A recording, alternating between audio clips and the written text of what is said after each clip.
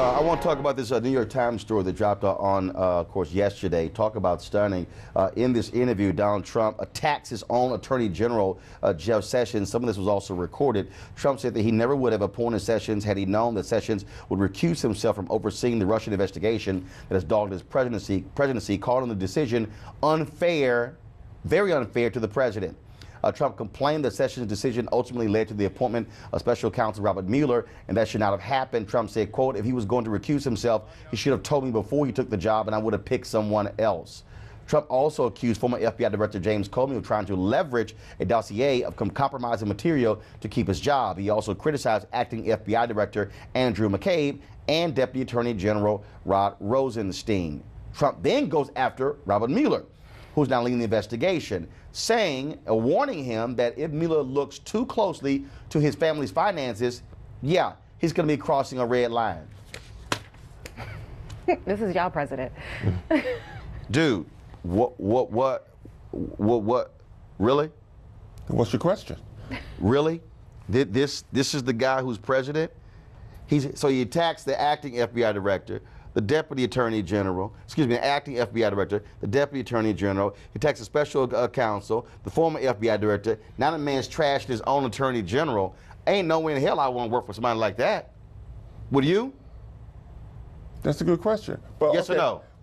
Yes or no? Would you work for somebody like that? I would take a job in this administration, yes. I mean, that says more about him than it does about Trump. But also, on a personal note, I never understood exactly why Sessions recused himself. Because he lied about the Russian meetings before the committee, and that's a part of the investigation. Well, if the special counsel is investigating whether there was Russian collusion, and you met multiple times with the Russian ambassador and didn't reveal all of those meetings, yeah, you probably want to recuse yourself. Well, the one meeting that they're talking about that he had wasn't a meeting. He met a guy at a cocktail party. They exchanged a few pleasantries. That's not a meeting. I can't believe I have to sit here and cape up for Jeff Sessions. Jeff Sessions has more sense of what is appropriate. He's been a senator for 30 years. He knew that this stunk, and that's why he recused himself. Jeff Sessions would not have recused himself if he didn't know he was in some real trouble. So it's the president the one that has the problem, not Jeff Sessions. Kim, this president simply does not like people who actually have integrity, because he has none. That's not true. He has no integrity. He has no integrity.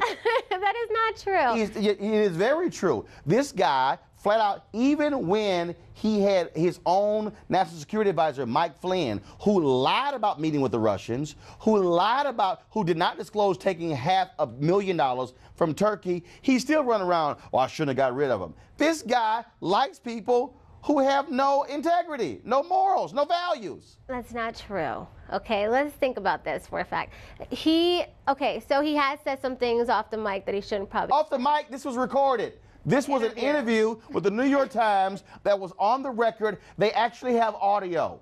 The audio is on their website. You can go read the entire transcript. It wasn't off mic. Yeah, what are you defending? I don't understand that. Why is it so hard to hold this president accountable? I'm not saying that. Well, first of all, I'm not going to speak for the president because I'm not the president. Right? No, we're asking to speak for you. He's barely the president.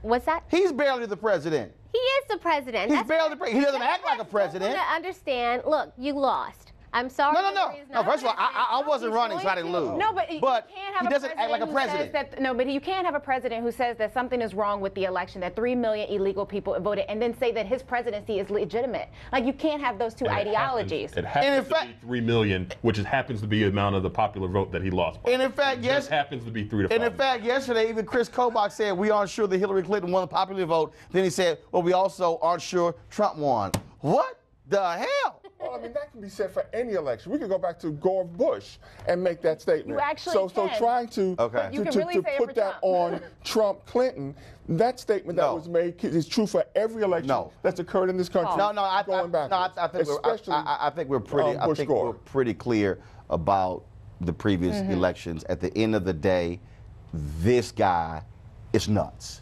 And if you work for him, it is abundantly clear he will throw you under the bus quick, fast, in a hurry. He threw his own son under the bus the other day.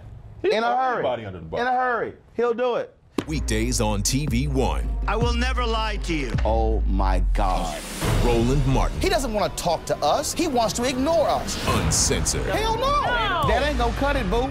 Unapologetic. No, that is fundamentally false. You are wrong. Unfiltered. He wants an America where we all look alike. He ain't talking about black people. Unrelenting. You better go work out, because you got a fight on your hands. NewsOne Now with Roland Martin. Weekdays at 7 a.m. on TV One.